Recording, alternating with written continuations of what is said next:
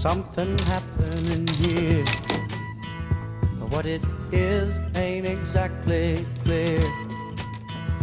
There's a man with a gun over there, telling me I got to beware. I think it's time we stop, children. What's that sound? Everybody look what's going down.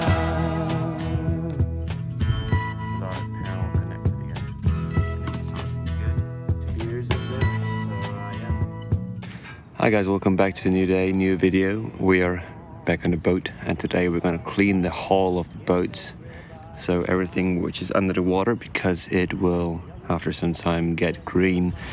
And we do have already some greens on the boat, as you see here, but it's easy to get off. Now it's still pretty easy to get it off from the boat, but it will get way harder because there will at some point be a thick layer of grains on the hull of the boat, and once that is the case, it will get way harder to remove it. Alright guys, we're ready. Let's try out my new invented method. Should take around about 15 minutes in the water. I got my wetsuit on because it's only like 16, 17 degrees, and after some time it will get pretty cold. So yeah, that's where we are.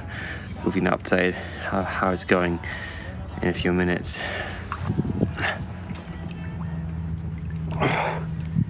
Actually working pretty well. I don't know how much of it is actually cleaning, but you reach all of it actually. I mean, it's only a 17-foot boat, so it doesn't surprise me too much, but pretty handy tool actually.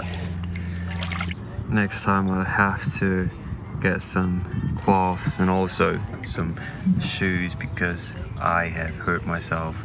There was some underwater debris, like some iron or stuff, or some stones, whatever. It was really sharp. I noticed it, but now I'm actually seeing the blooding, and this is not good. This is not good. Next time I'll wear some more protective clothing actually. Finished the day off with some friends here in Linz on the Danube after cleaning for the whole day. But it was a good day. Good day of being on the boat and driving it around. See you in the next one.